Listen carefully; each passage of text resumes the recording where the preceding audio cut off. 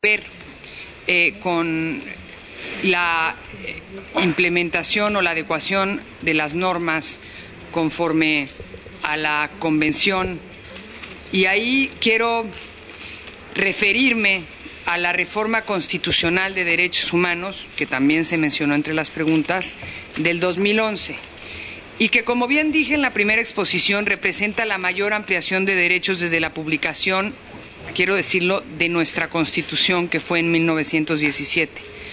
Con esta reforma se implementa el concepto de derechos humanos, se incorpora el concepto de derechos humanos en nuestra Constitución y se amplía el catálogo con todos los derechos humanos reconocidos en los tratados internacionales de los que México es parte. Es así como esta convención se convierte en una norma constitucional aplicable, en ese sentido, en todos los ámbitos de gobierno y en todos los órdenes de gobierno. Es decir, no solo es aplicable para la Federación, sino también para las entidades federativas, y esto lo comento en respuesta a lo aquí preguntado. También hay que decir que en esta reforma se incluye la cláusula de interpretación conforme y el principio pro persona en la aplicación e interpretación de las normas de derechos humanos. De esta forma, además, siempre se debe aplicar la norma que más convenga al individuo, en este caso la convención que nos ocupa. Y esta disposición genera por sí misma una armonización del sistema jurídico, ya que todas las autoridades están obligadas a conocer y aplicar las normas de derechos humanos de fuente nacional e internacional, como lo dije, buscando la mayor protección. Con esta disposición se refuerza la aplicación de las normas internacionales, incluyendo las establecidas en esta convención, que para nosotros son de enorme importancia y donde evidentemente reconocemos los retos que existen en llevarla a que sea una absoluta realidad, pero quiero decir que estamos justamente trabajando en ello. Más allá de este nuevo marco constitucional del Estado mexicano, hay que decir que se han armonizado, como le dije en mi primera exposición, 47 leyes de carácter general o federal, entre las que destacan la expedición de la Ley General para la Inclusión de Personas con Discapacidad, que es un ordenamiento rector en la materia y donde ya se incorpora el concepto de discapacidad o de persona con discapacidad establecido en la Convención, y esa también fue una pregunta expresa. La Ley Federal para prevenir y eliminar la discriminación, que incluye mecanismos para la protección de personas con discapacidad cuando sufren discriminación y otorga facultades para impulsar políticas de inclusión e igualdad políticas de inclusión e igualdad al Consejo para prevenir la discriminación. Aquí mi compañero Bucio lo mencionará de manera más amplia, pero me parece importante destacar los ajustes que recientemente se hicieron a esta ley y que conllevan el fortalecimiento de la institución, incluso permitiendo la presentación de quejas ante CONAPRED contra particulares, no solo contra instancias públicas, de tal manera que permite el trabajo de erradicación de discriminación en todos los distintos ámbitos. También la Ley Orgánica de la Administración Pública Federal, en la que al modificarla se dio competencia a la Secretaría de Desarrollo Social para ser la Secretaría encargada de promover la política de personas con discapacidad, justamente atendiendo el cambio de paradigma establecido en la Convención. Otro ámbito en donde ha habido avances de armonización para incorporar la perspectiva de derechos de personas con discapacidad y que se refiere a ámbitos de importante incidencia para las personas con discapacidad son la Ley General de Salud y la Ley General de Educación y la de Desarrollo Social, que en su momento abordarán algunos de estos aspectos mis colegas. Este esfuerzo ha abarcado también ámbitos específicos como la nueva Ley Federal de Telecomunicaciones, que será abordada también por mi compañero Toledano, o el Código Nacional de Procedimientos Penales. Y ahí quiero, a la pregunta exclusiva de cuántos casos de ajustes razonables hay en el ámbito justo de la aplicación de este nuevo código, quiero decir que este código fue de muy reciente aprobación y publicación. Seguramente en un futuro tendremos casos específicos, pero es justamente una reforma que se llevó a cabo este mismo año. Es un nuevo código que se llevó en meses pasados. En el ámbito local, como ya se mencionó, por supuesto que esta convención les es de aplicación por ser norma constitucional y además existe legislación en materia de discapacidad en las 32 entidades federativas. Quiero también decir que este proceso de armonización no está concluido. Existe el compromiso compartido por los poderes ejecutivo y legislativo de continuar con este trabajo. También en su momento el poder legislativo que aquí nos acompañan, integrantes del mismo, podrán abordar este tema, pero seguiremos trabajando en ello. Y justamente también tenemos una mesa de armonización legislativa, de armonización normativa, que no solo habla de la armonización de leyes, sino también de la armonización de reglamentos, decretos, acuerdos y disposiciones administrativas en distintos ámbitos relacionados con los derechos humanos. Uno de esos, por supuesto, es el que tiene que ver con personas con discapacidad, y esta línea específica es una línea que trabajamos con distintas dependencias en conjunto y de la mano con la instancia encargada de atender el tema de personas con discapacidad, que es CONADIS. Este trabajo es de enorme importancia y dará frutos próximamente relevantes en distintos ámbitos legislativos y normativos.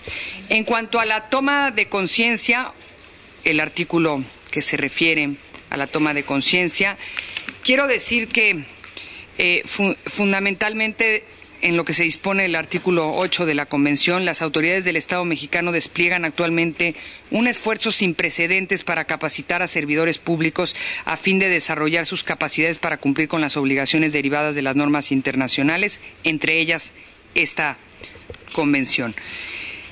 Por tratarse de un tema de muchas vertientes que serán tocadas por mis compañeros en diversos momentos de sus presentaciones, quiero mencionar lo que coordina la Secretaría de Gobernación para llevar a cabo un proceso de capacitación de servidores públicos que es de enorme relevancia, en específico sobre los derechos de personas con discapacidad en cada una de las áreas y en términos genéricos en cuanto a la implementación de la reforma constitucional en materia de derechos humanos, que se ha realizado esta capacitación a través de dos ejes fundamentales: la capacitación sobre principios constitucionales de derechos humanos a las y los servidores públicos y la difusión social de los contenidos de la reforma constitucional en la materia. El Gobierno de México estamos convencidos que la capacitación de los servidores públicos en el conocimiento de las nuevas disposiciones constitucionales, específicamente en lo referente a la ampliación del principio pro persona y a la comprensión de los alcances de las obligaciones que se establecen de manera explícita en el artículo 1 constitucional de respetar, promover, garantizar y proteger los derechos humanos y de la no discriminación, redundará en un fortalecimiento de las políticas públicas y un efectivo respeto en el quehacer de los servidores públicos. Esta capacitación contiene una parte teórica y una parte de un taller práctico, y con ello en el último poco más de 12 meses se han capacitado en el área que nosotros coordinamos a poco más de 5,000 servidores públicos federales a través de diferentes procesos. Cabe señalar que para ello hemos establecido convenios y acuerdos con otras instituciones, entre ellos con la Comisión Nacional de Derechos Humanos y con el Instituto de Administración Pública como institución académica, así como con la Universidad Nacional Autónoma de México, a fin de multiplicar las capacitaciones y fortalecer nuestras herramientas. La capacitación que se realiza en esta materia también incluye el contenido de la reforma en materia de amparo, que se encuentra esencialmente vinculada con los derechos humanos. Esto es en cuanto a lo que tiene que ver con capacitación, y muy brevemente menciono, mis colegas van a ampliar el tema de la accesibilidad, pero quiero referirme particularmente al tema de turismo y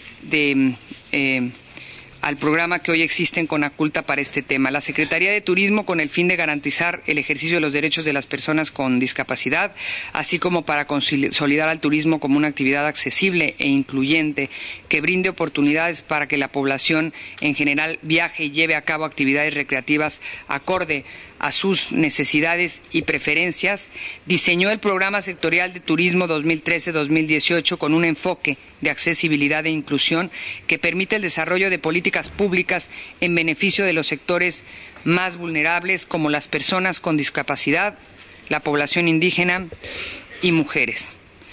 Asimismo, CONADIS, en coordinación con la Secretaría de Turismo, incorporó una estrategia y líneas de acción con enfoque turístico en el Programa Nacional para el Desarrollo y la Inclusión de Personas con Discapacidad, el cual referirá mi compañero Toledano. También quiero decir que por primera vez el Programa Sectorial de Turismo incluye líneas específicas de acción. Y en la pregunta específica de cómo se han implementado los puntos, las estrategias, las acciones establecidas en los programas, quiero decir que los programas en general son de muy reciente publicación. El Plan Nacional de Desarrollo se publicó el año pasado y a partir de ahí se trabajó en la elaboración de los programas que se han ido publicando a lo largo de este año. En particular, los referidos a temas de derechos humanos, particularmente a finales de abril. Por lo tanto, estamos justamente en un proceso de implementación de los mismos que apenas inicia, pero donde es muy importante señalar que la transversalización del tema de atención a personas con discapacidad y de su inclusión refiere a que hay un número muy importante que mencionará mi compañero Toledano de programas en los que se incluye el tema de la discapacidad por primera vez en nuestro país. Además, también es importante señalar que los programas establecen metas e indicadores. Por lo tanto, los objetivos, las estrategias y las acciones planeadas en los mismos serán y tendrán que ser medibles, es decir, tendremos que reflejarlo en acciones concretas en los próximos años. En cuanto, en ese sentido, el Programa Sectorial de Turismo incluye por primera vez líneas de acción como la de impulsar políticas transversales para que el turismo sea accesible a todos los grupos sociales en igualdad de oportunidades y promover la implementación de iniciativas orientadas al turismo accesible e incluyente y promover el turismo accesible, la no discriminación en el acceso a servicios turísticos y los derechos culturales. En cuanto a la accesibilidad, también a edificios que son patrimonio cultural, que fue una pregunta específica, el Estado mexicano, a través de Conaculta, creó desde el año 2001 el programa de atención a públicos específicos para dar acceso al libre disfrute de los bienes y servicios culturales a los grupos marginados de la sociedad, ya sea por su condición de vulnerabilidad y marginación que obedezca a una discapacidad, a la pérdida de la libertad por haber infringido la ley, a la edad avanzada, al desamparo familiar y social o al padecimiento de algunas enfermedades, y que les permita no solo un crecimiento individual, sino que integren al proceso de desarrollo social de la nación. Asimismo, busca propiciar el desarrollo de nuevos actores culturales con una actuación positiva y participativa en torno al patrimonio cultural, creando el acceso a canales y espacios de expresión para sus inquietudes artísticas en condiciones óptimas. Ahí, este es un programa que cuenta con una cantidad importante de recursos y que tiene cobertura en 24 estados de la República Mexicana.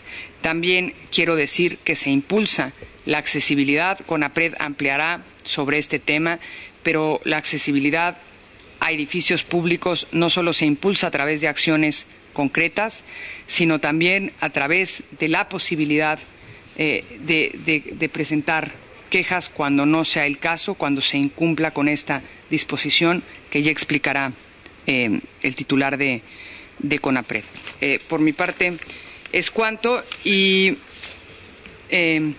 también quiero muy rápidamente decir que en cuanto a la iniciativa preferente de la Ley General para Protección de Niñas, Niños y Adolescentes, sí, en efecto, es una iniciativa que contempla el reconocimiento de los derechos de las niñas y niños con discapacidad. Es una iniciativa que apenas se está discutiendo. La presentación de esta como una iniciativa preferente, haciendo el presidente de la República uso de esta facultad, que es la primera vez que hace uso de esta facultad, implica que es una iniciativa que debe de ser discutida y aprobada, o en su caso desechada, en un término no mayor a 30 días. Esto por la importancia del tema de la infancia y la necesidad de legislar en la materia. Pero sí quiero decir que hubo no solo audiencias públicas, sino una consulta también a agencias de Naciones Unidas como UNICEF para la elaboración e integración de esta muy importante iniciativa. Por supuesto, tomamos nota de la importancia de la mención de la Convención en la exposición de motivos y con gusto transmitiremos esta petición a fin de poder incorporar la mención en la exposición de motivos. Solo quiero reiterar que algunas de las preguntas que hoy se hicieron se responderán el día de mañana por considerarlas parte de la temática de mañana, como la del juicio de interdicción y tutela, la de migrantes, y no entro a decir cuáles otras, pero quiero decir muy claramente que abordaremos algunos de estos temas el día de mañana, y lo menciono para que no se sientan desatendidos en las respuestas por parte del Estado mexicano a los cuestionamientos que aquí se han hecho y que nos son de enorme importancia. Cedo así la palabra al maestro Toledano, titular de CONADIS. Muchas gracias.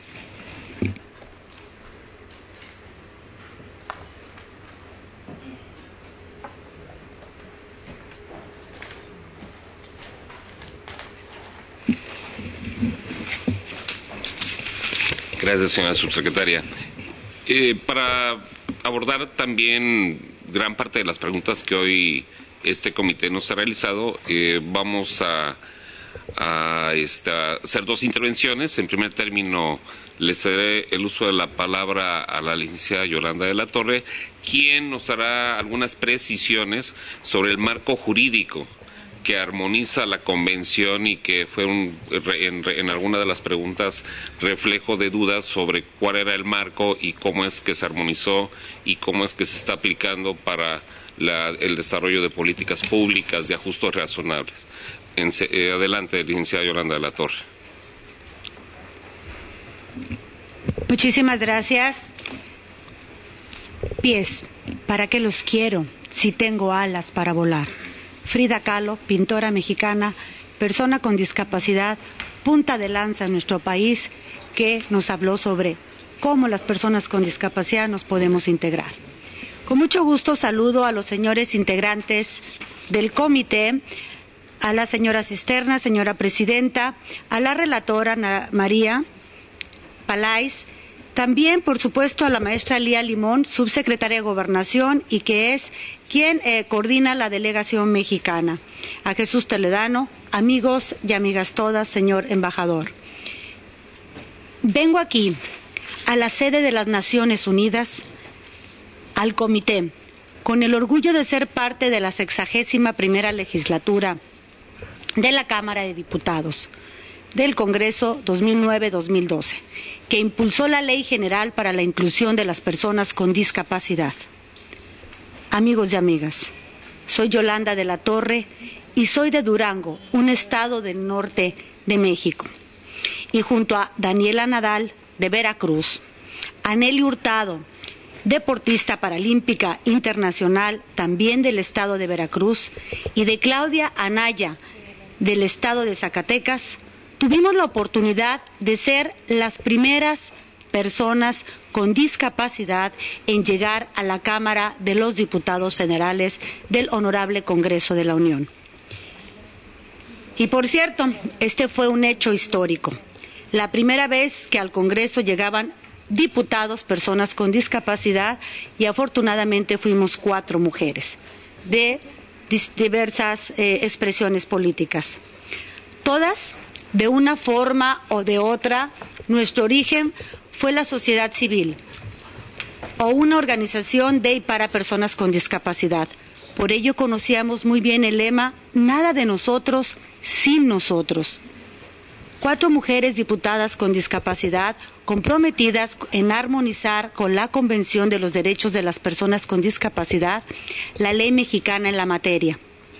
Señor Babú, le quiero decir que las personas con discapacidad en México hemos tenido de oportunidad porque la ley no lo permite, pero también estamos haciendo nuestro propio esfuerzo.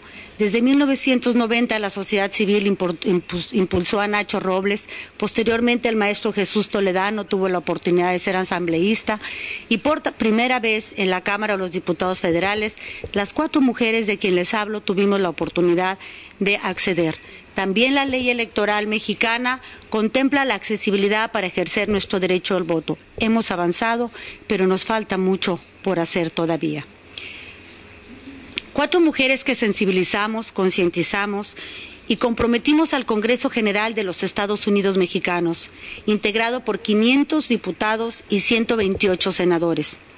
Con el apoyo de las organizaciones de y para personas con discapacidad, logramos algo que fue muy difícil, que es poner a los diputados y senadores de 7 diversas corrientes políticas de acuerdo. Ustedes saben que en los parlamentos pues es muy difícil que se pongan de acuerdo, pues nosotros lo logramos. Logramos que la ley para la inclusión de las personas con discapacidad se votara por unanimidad en la Cámara de los Diputados, que fue la Cámara de origen. Después nos fuimos con los senadores y logramos que todos y todas los senadores de todos los partidos políticos representados votaran por unanimidad. En el foro del 23 y 24 de noviembre de 2010, con la consulta nacional Los retos de la discapacidad en el siglo XXI, y con este proceso de ser diputadas y encabezar todo un proceso de sensibilización y concientización, pues fue posible la Ley General para la Inclusión de las Personas con Discapacidad, que esta ley fuera una ley con gran legitimidad, que fue reconocida por la prensa nacional y que fue reconocida por los diferentes segmentos y sectores de la sociedad. Personalmente me siento muy satisfecha, pues tuve el honor de presidir la Comisión de Atención a Grupos Vulnerables de la Cámara de Diputados, que fue la comisión que impulsó, dictaminó y cabildeó con el Gobierno federal y con el Poder Legislativo esta ley.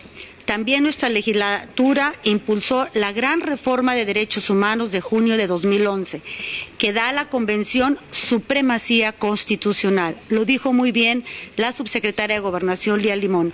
Ello quiere decir que en México la Convención íntegra, completa, es norma suprema. Amigas y amigos, también teníamos claro que amor se tiene que ver en el presupuesto, y estas 4 diputadas impulsamos en el presupuesto de egresos de la Federación 4 fondos. Uno, principalmente les quiero hablar de él, el Fondo para la Accesibilidad en el Transporte Público para las Personas con Discapacidad, que en 2012 tuvo 458 millones de pesos distribuidos entre las entidades federativas. En 2013 el presidente Enrique Peña Nieto lo dejó y se ha mantenido. Hoy, en 2015, para el próximo presupuesto que están discutiendo los diputados, va en 600 millones de pesos. Juntos lo estamos logrando, y desde la sociedad civil, el gobierno y la sociedad en su conjunto estamos avanzando. Muchísimas gracias.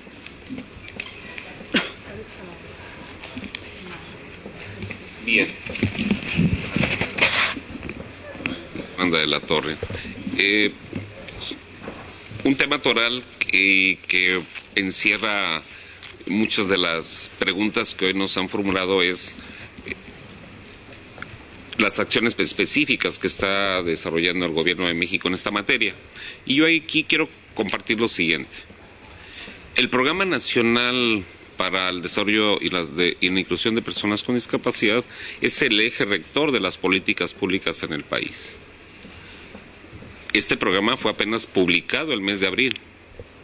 Tardamos prácticamente año y 2 meses en desarrollarlo. Lo que quiero decirles es que este programa es prácticamente nuevo. Y prácticamente nuevo significa que el 97% de su contenido son políticas públicas que se tendrán que desarrollar en los próximos meses y algunas tardarán un poco más. Ese es el reto que tenemos con el Programa Nacional. Y el Programa Nacional prácticamente comprende todas las materias de la Convención. Con especial énfasis, sí, responder a la preocupación de si incluye o tenemos previsto programas en materia de atención a los derechos de personas con discapacidad indígena. Decirles categóricamente que el Programa Nacional incluye toda una estrategia y 6 líneas de acción precisamente para la atención de los derechos de las personas con discapacidad en zonas indígenas. Cuestión que efectivamente no había sido considerada dentro del marco de las políticas públicas del país anteriormente hasta el año 2012. También compartir con ustedes que el programa cuenta con 6 objetivos y entre esos objetivos está con énfasis a esta preocupación sobre los datos estadísticos. Los datos estadísticos provienen del año 2010, cuando se realizó el Censo Nacional. Y sí, efectivamente, también para nosotros en la construcción del Programa Nacional, pues resultaba, ¿no? Ya evidente, pues sí, preocupaciones de la sociedad civil, de algunos académicos o investigadores sobre la disparidad que existe entre que si somos 15% o más o menos, etcétera. Yo lo que sí les podemos compartir es que para esta respuesta el Gobierno de México, a través del Instituto Nacional de Geografía y Estadística, tiene establecido un comité sobre información especializada en materia de discapacidad. Y ese comité es un comité institucional en el que participan cerca de 60 instituciones.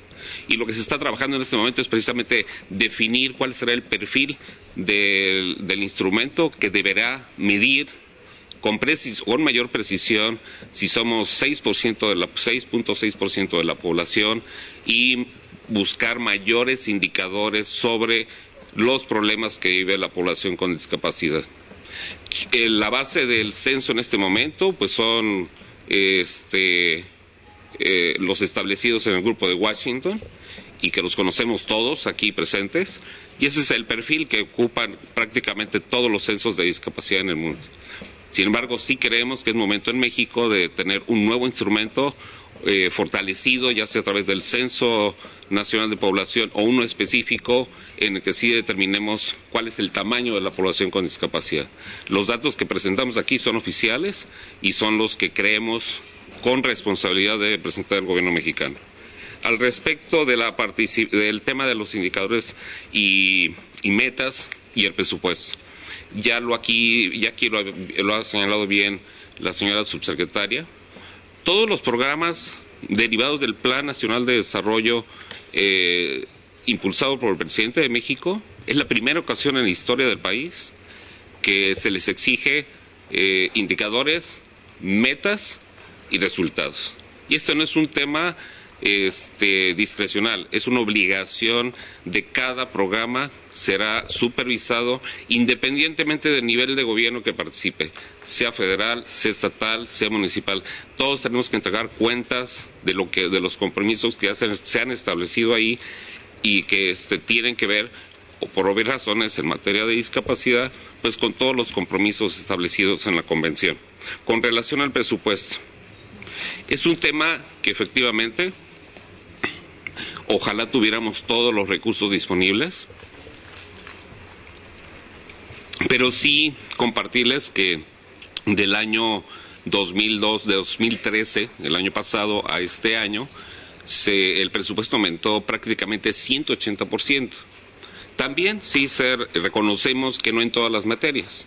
Hay importantes avances presupuestales en materia de salud y educación. Pero el programa nacional, precisamente, yo creo que ahora es el reto. Tenga los recursos para todas las materias que nos exige el mismo programa y que no están y que se tienen que trabajar, lo compartimos con toda franqueza. En el tema, y bueno, para 2015, adelantarles el dato, hay un incremento importante cercano al 37% respecto de 2014. Estoy hablando el próximo presupuesto que ya se está valorando en la Cámara de Diputados. Respecto de la mayor participación de las organizaciones, tanto en los procesos legales como administrativos o la construcción de políticas públicas. En el caso de la materia legislativa, ya se ha venido, por tradición, el Congreso de la Unión y los congresos locales han venido haciendo un esfuerzo para que precisamente todas aquellas legislaciones que tienen que ver con la armonización de la Convención, pues bueno, nos queda claro que se tiene que incluir a la participación de los organismos sociales e incluso de expertos o de académicos, etcétera. Y es un proceso en el que afortunadamente se ha convertido hoy en una de las líneas de acción importantes en la que tenemos que trabajar, no solo a nivel federal, con el Congreso de la Unión, que aquí hay representantes presentes hoy del Senado de la República, de la Cámara de Diputados, y que tendrán seguramente su opinión al respecto. Es compromiso del Programa Nacional que la legislación que se tenga que armonizar, pues tendremos que incorporar o buscar mecanismos para que la sociedad civil pueda estar en esos procesos.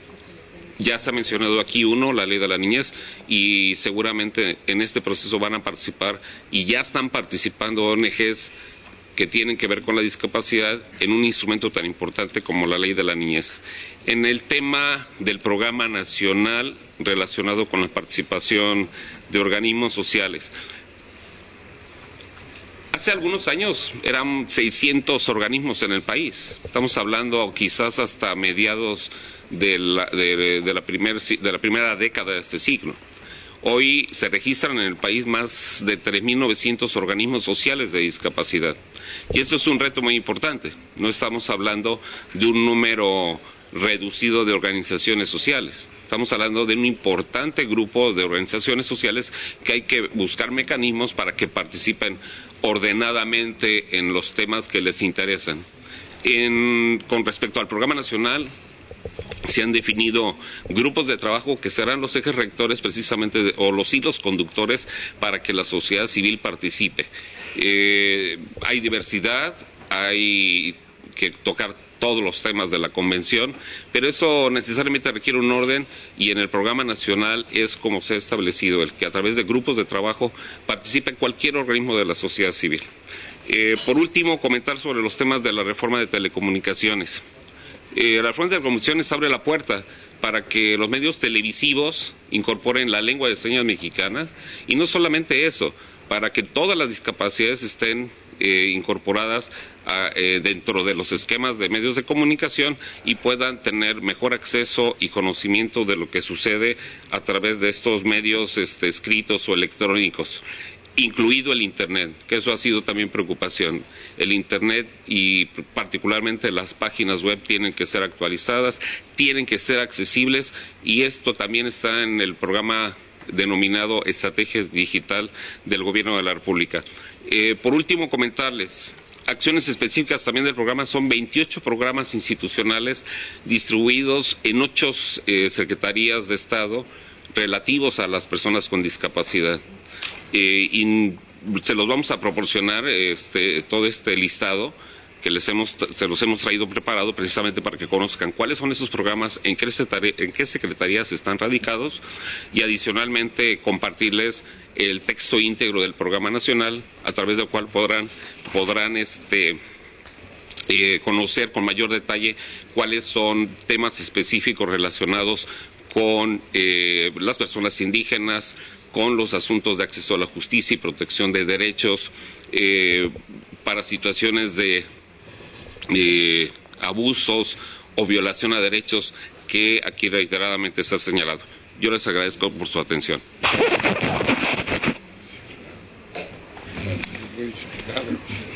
Tiene el uso de la palabra Ricardo Bucio, titular de CONAPRED. Adelante, Ricardo. Buenas tardes, señores y señoras miembros del comité. Bien, buenas tardes, señores y señoras miembros del comité. Voy a comentar algunas cuestiones, comenzando con las preguntas que se refieren a los conceptos y a la terminología que mencionó la señora Peláez, el señor Kim y la señora Cisterna. Primero comentarles que se modificó el término de discapacidad en la Constitución en el año 2004 y se volvió a modificar porque se consideró un error el término de capacidades diferentes en el año 2006. A partir de entonces, la Constitución establece el término de discapacidad y ha habido una progresiva armonización también terminológica. Se mencionó ya una relación de 47 leyes que se han emitido o reformado posterior a la ratificación de esta convención en México, y hay de los 31 constituciones locales, hay 18 constituciones locales que prohíben explícitamente la discriminación por condición de discapacidad, y 28 leyes estatales, además de la ley federal, que la prohíben en los mismos términos. Sin embargo, como mencionó la señora Peláez, hay una serie de códigos civiles, 26 códigos civiles que tienen expresiones peyorativas y además que vulneran los derechos de las personas con discapacidad. Para ello se ha hecho un estudio del cual habló también la señora Cisterna, Legislar sin discriminación, en donde ya se ha analizado los términos que establecen estos códigos civiles en referencia a los estándares internacionales. Se ha visto cuál es la diferencia de lo que no solo expresan, sino los términos de protección que tienen los códigos civiles con respecto de la convención específicamente, y se ha hecho una propuesta ya a los 33 congresos, tanto al federal como a los 32 estatales, para hacer este trabajo. Sin embargo, pues, estamos claros que va ligado al tema de la cultura, de la cual me referiré posteriormente, el cambio de la cultura social. Como segundo punto, me refiero a las preguntas ligadas a la discriminación múltiple e interseccional.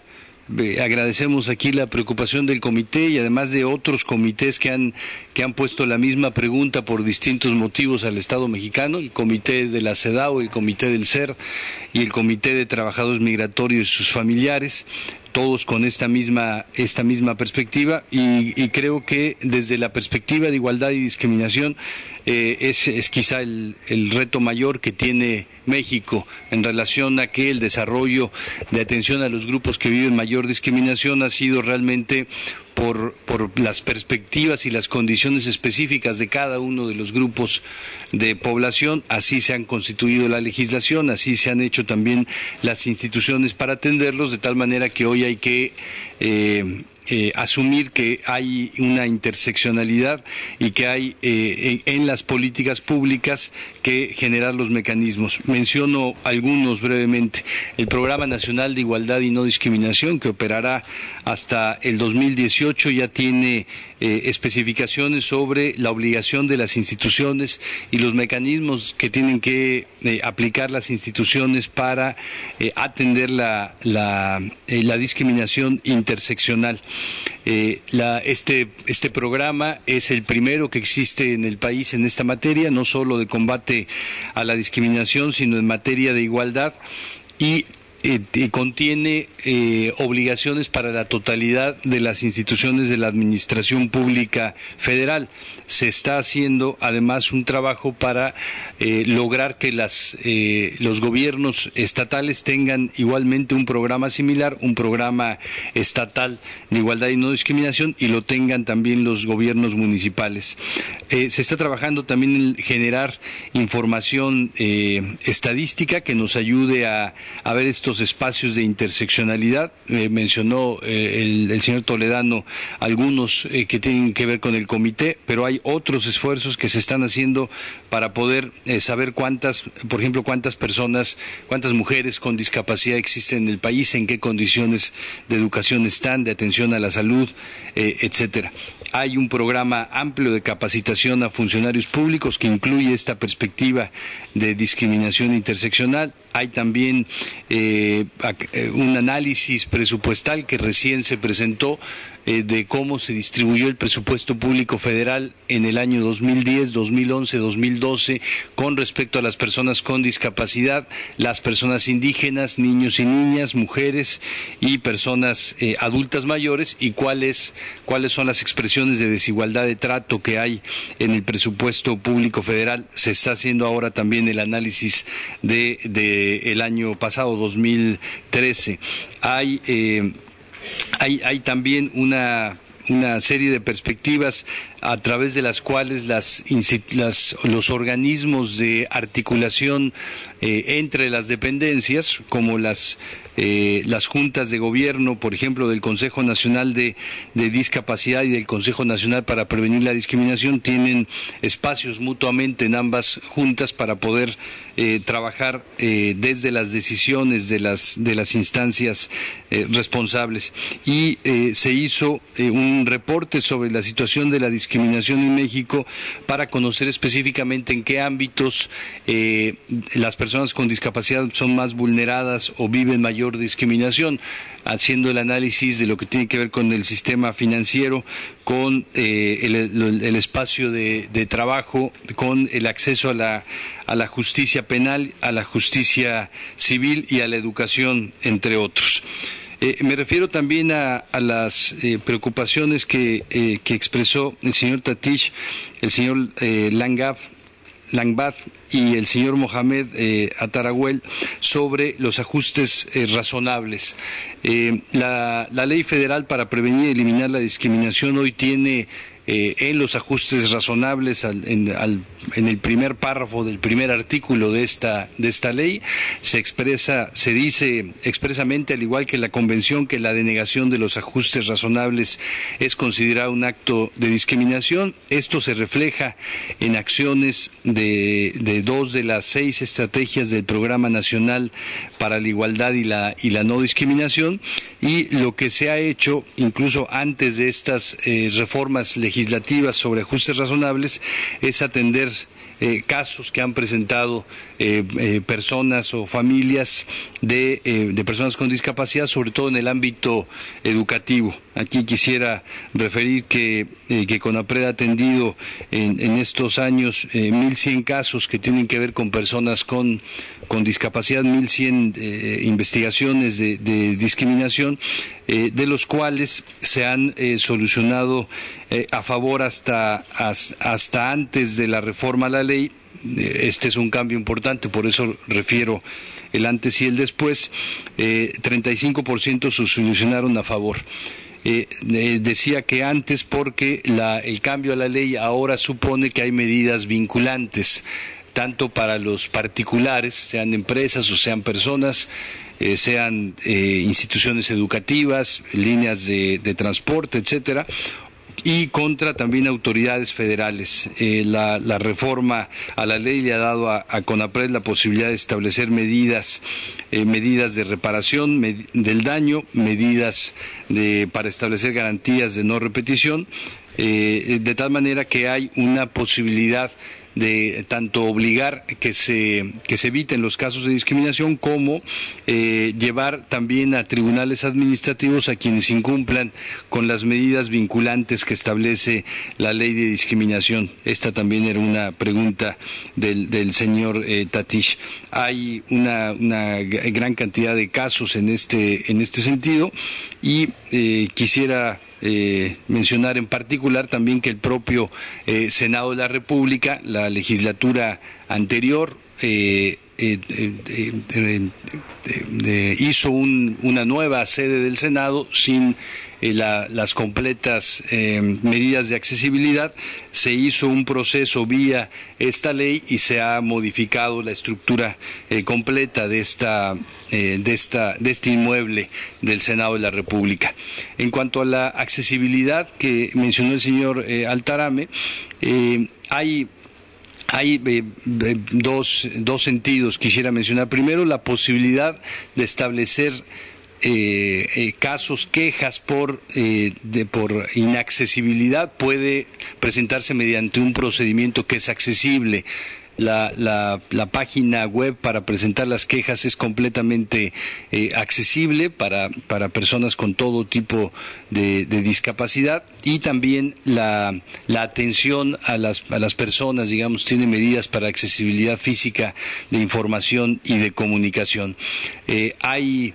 A través de estos casos se han hecho reformas importantes. Hay casos que llegan pues de todo tipo, contra vialidades, contra establecimientos mercantiles, contra líneas de transporte. Se atienden en los términos de la ley, y en particular la pregunta sobre accesibilidad en las páginas web, en el Internet, que hacía la señora Degener.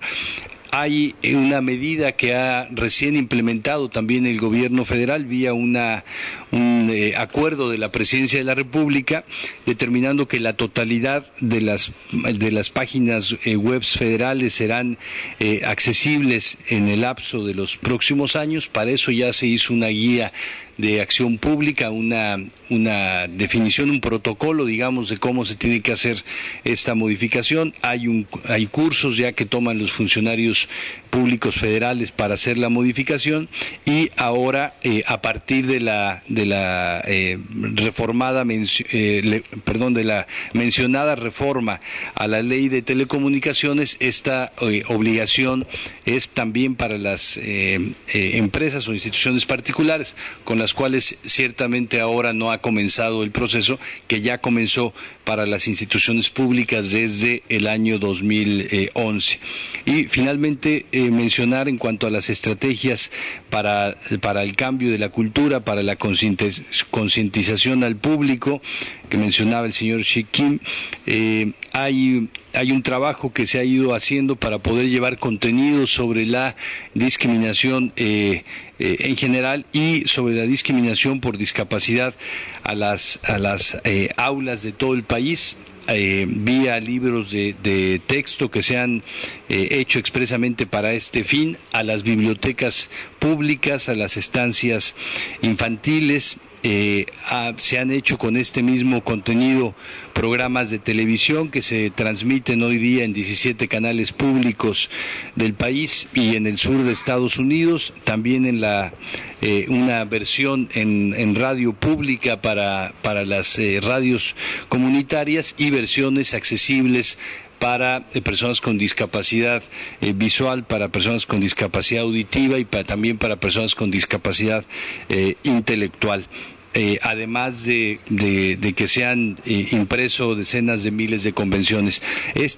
Sin embargo, aquí compartimos la perspectiva del comité. Este es un tema de largo plazo y de la mayor preocupación del gobierno federal. Modificar la cultura es lo más importante. Las leyes ya están ahí, las leyes no cambian de entrada las prácticas sociales, y en esta perspectiva sin duda se tiene que fortalecer el trabajo que hace el Estado mexicano. Gracias. Muchas gracias. Ahora le daríamos la palabra a las compañeras de la Secretaría,